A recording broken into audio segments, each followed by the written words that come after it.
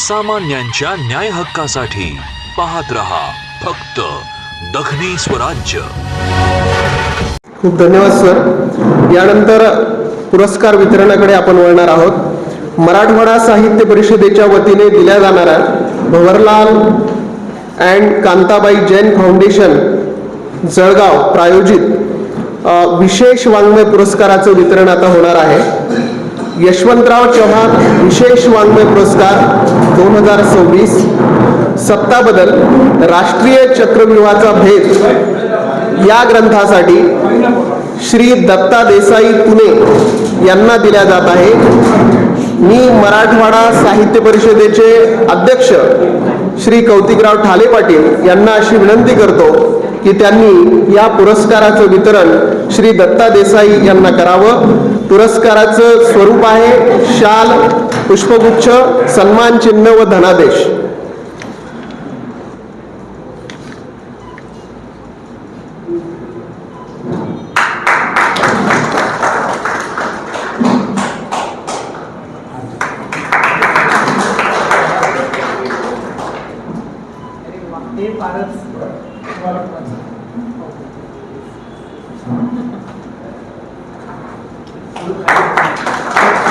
खूप खूप धन्यवाद। यानंतर पुरस्कार 2026 नाट्यलेखन व मराठी रंगभूमीवरील विशेष लक्षणीय कामगिरीसाठी आदरणीय ज्येष्ठकर्मी श्री अतुल पेठे यांना प्रदान करण्यात येत आहे। मराठवाडा साहित्य परिषदेचे अध्यक्ष प्राचार्य कौतिकराव ठाले पाटील सर यांना मी अशी विनंती करतो की त्यांनी या पुरस्काराचं वितरण करावं। पुरस्काराचं स्वरूप आहे शाल, पुष्पगुच्छ, सन्मान चिन्ह व धनादेश।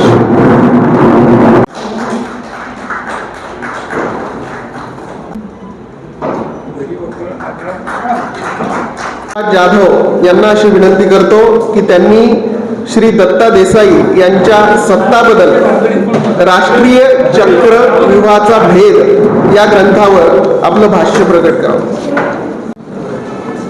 आजच्या पुरस्कार वितरण सोहळ्यासाठी मंचावर उपस्थित असलेले सर्व मान्यवर आणि सभागृहात उपस्थित असलेले सर्व रसिक मित्र, मराठवाडा साहित्य परिषदेचा यावर्षीचा यशवंतराव चव्हाण विशेष वाङ्मय पुरस्कार दत्ता देसाई यांच्या सत्ता बदल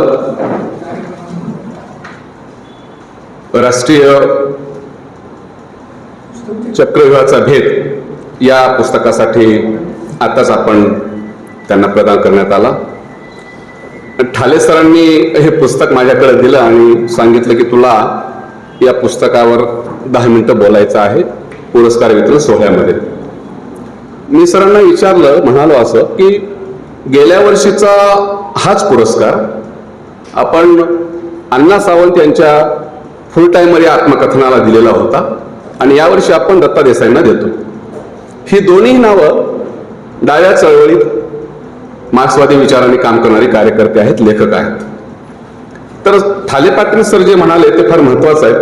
ते म्हणाले की आजच्या भोवताला, आजच्या काळात ह्या सगळ्या परिस्थितीच्या विरुद्ध जोरकसपणे मान्य करणारे, धीटपणे लिहिणारे आणि गरज पडली तर रस्त्यावर उतरणारे जी काही मोजकी लोक आहेत, अशा लोकांच्या पाठीमागं आपण राहणं, त्यांना पुरस्कृत करणं ही आज महत्वाची गोष्ट आहे, काळाची गरज आहे। मराठवाडा साहित्य परिषदेची दिशा विचार करण्याची या निमित्ताने स्पष्ट होते। आता लोमटे सरांनी एकंदरीत सत्ता बदलच्या निमित्तानं पुस्तकाच्या संदर्भाने काही विवेचन केलं। मित्र हो, वर्तमान काळ हा अनिश्चितता असलेल्या कोंडीचा आणि थिजलेल्या अस्थितेचा आहे। आपण सारे संकटात आहोत, पण हे संकट कशाचं आहे? या साऱ्या संकटाची, समस्याची मूळ नेमकी कुठं आहे? राष्ट्रभक्ती, राष्ट्रवाद यांच्या नावाने आपल्या भोवती एक चक्रव्यूह उभं केलेलं आहे आणि ही या संकटाची जी मूळ आहे ती धार्मिक जमातवादात, जातीयवादात, आक्रमक राष्ट्रवादात, नव हिंदुत्ववादात आहे। आणि मग हे सगळं ओळखून टाकायचं असेल, ह्या चक्रव्यूहाचा भेद करायचा असेल, तर सत्ता बदल घडून आणायचा असेल तर आपण नेमकं काय केलं पाहिजे? आणि सत्ता बदल करणं म्हणजे सरकार बदलणं होय काय? या प्रश्नाचं उत्तर देसाई देतात की तसं नव्हे। लोमटे सरांनी पण आता सांगितलं, सत्ता हे सरकार हे केवळ एक अंश आहे सत्तेचा, एक भाग आहे. पण अशी सत्तेची जे केंद्र आहेत ती सत्तेची केंद्रच आपण आपल्या ताब्यात घ्यायला हवी आणि मगच खऱ्या अर्थानं सत्ता बदल होऊ शकतो. या देशावर ज्या सत्ता आहेत त्या विविध रूपांमध्ये, विविध स्वरूपांमध्ये आहेत आणि ह्या सर्व सत्ता संबंधामध्ये आणि रूपांमध्ये आज बदल करणं आवश्यक आहे. या चक्रव्यूहाच्या बाहेर पडायचं असेल आणि सत्ता बदल घडून आणायचा असेल तर दत्ता देसाई या पुस्तकांमध्ये दोन गोष्टीची मांडणी करतात. एक दुसरे प्रबोधन आणि नवे मूलगामी राजकारण. आता हे दुसरं प्रबोधन म्हणजे काय आहे आणि दुसरं प्रबोधन आणि मूलगामी राजकारण ह्या दोन्ही गोष्टींनी एकमेकांच्या हातात हात घालून कसं पुढे यावं याची ते सविस्तर मांडणी करतात. हे दुसरं प्रबोधन कशासाठी आहे याचं विवेचन करताना लेखक सांगतात की आजच्या नवशिक्षित, उच्च शिक्षित जे स्वतःला आधुनिक म्हणतात अशा वर्गांमध्ये मघाशी संकटाच्या मुळाचा जो आपण उल्लेख केला त्या सगळ्या गोष्टी ओतप्रोत भरलेल्या आहेत. जातीयवाद आहे, धार्मिक जमातवाद आहे, नव हिंदुत्ववाद आहे, चंगळवादी दृष्टिकोन आहे, अभिजनवाद आहे. ह्या सगळ्या गोष्टी ह्या उच्च शिक्षित वर्गामध्ये भरलेल्या आहेत आणि त्या काढायचा असेल तर आपल्या परिवर्तनाच्या चळवळीत काम करणाऱ्या सगळ्या प्रवाहांनी एकत्र यायला हवं आणि त्याला मूलगामी राजकारणाची जोड द्यायला हवी अशी मांडणी दत्ता देसाई या पुस्तकामध्ये करतात. आता प्रबोधक चळवळीत काम करणाऱ्या सगळ्या लोकांनी आम्ही आधीच्याच पद्धतीने मांडणी करतो आणि काम करतो असं म्हणून चालणार नाही. त्यासाठी काही नवी तंत्र, काही नवी आयुध, काही नवी माध्यमं आपल्या हाताशी घ्यावे लागतील. स्वतःला पहिल्यांदा प्रबोधनाच्या चळवळीतील लोकांनी बदलायला हवं आणि मग राजकीय पक्षांना, राजकारणातल्या लोकांना अपील करायला हवं. हे दोन लोक जेव्हा एकत्र येतील तेव्हाच खऱ्या अर्थानं हे सत्ता बदल होऊ शकेल आणि ह्या चक्रव्यूहाचा भेद आपण घेऊ शकू अशी मांडणी लेखक करतात. पुस्तकामध्ये लेखकाने स्पष्टपणे काँग्रेस पक्षाचा उल्लेख करताना महत्वाची गोष्ट सांगितलेली आहे की जर मूलगामी राजकारण, मूलभूत राजकारण करायचं असेल तर केवळ निवडणूक छाप राजकारण काँग्रेस पक्षाने करू नये, तर प्रबोधनाला सोबत घ्यायला हवं. प्रबोधनाच्या चळवळीतल्या शक्तीला गिळंकृत करून आपण काही करू शकतो हा खुळेपणा, वेडेपणा त्यांनी काढून टाकायला हवा आणि काँग्रेसने ही गोष्ट लक्षात घ्यायला हवी की पुरोगामी मूल्यांच्या सोबतच आणि परिवर्तनातल्या चळवळीतल्या लोकांच्या सोबतच आपण हा सत्ता बदल मूलगामी पद्धतीने करू शकतो अशी मांडणी लेखकाने केलेली आहे. त्यासाठी 20व्या शतकाचं उदाहरण देताना दत्ता देसाई असं म्हणतात की सुरुवातीला काँग्रेसचा जो बाबूगिरी मध्यमवर्गीय जो चेहरा होता, त्यानंतर टिळकांच्या काळातला जहालवादी उच्चवर्णीय चेहरा होता, तो पुढच्या काळामध्ये गांधींच्या उदयानंतर तो संपला आणि एक जन काँग्रेस, लोकांची काँग्रेस, बहुमुखी लोकाभिमुख काँग्रेस उदयास आली. ती तशी का झाली त्याची दोन कारणं होती, त्याची मांडणी सविस्तर लेखकाने केलेली आहे.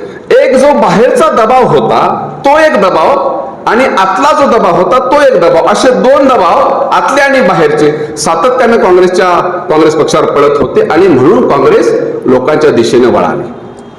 बाहेरचे प्रभाव काय होते तर 20व्या शतकामध्ये महाराष्ट्रामध्ये ब्राह्मणेतर चळवळ होती, कम्युनिस्टांची चळवळ होती, किसान कामगारांची संघटना होती, आंबेडकरी चळवळ होती.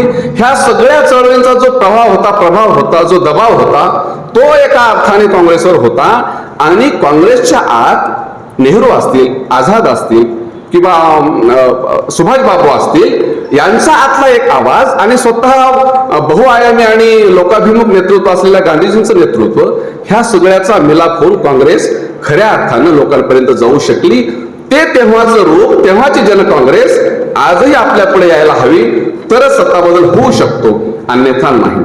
आता आजचं राजकारण ह्या व्यवस्थेला बदलण्यासाठी पुरेसं नाहीये का तर त्याचं उत्तर स्पष्टपणे लेखकाने नाही असं दिलेलं आहे. प्रचलित राजकारण अपुरं पडतं, ते पुरेसं नाहीये. आपण फक्त निवडणूक खेळतो आणि मग संपतो.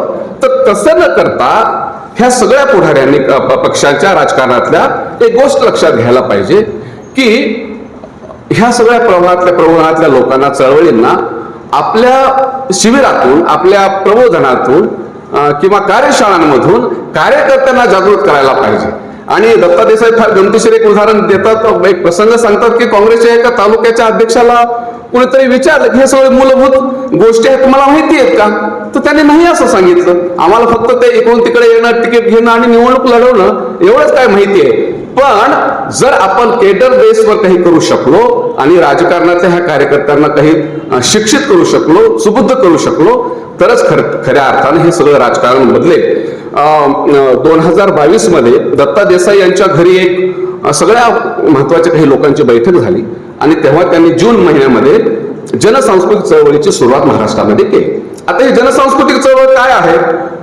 लेखकाचं म्हणणं असं आहे पुस्तकामध्ये आणि त्यांच्या एकूण व्याख्यानांमधून की भारतामध्ये जे काही शेकडो सांस्कृतिक बाबी आहेत, त्या सांस्कृतिक बाबींमधल्या अनेक गोष्टींना इथल्या हिंदुत्ववाद्यांनी धर्माचा आधार दिलेला आहे.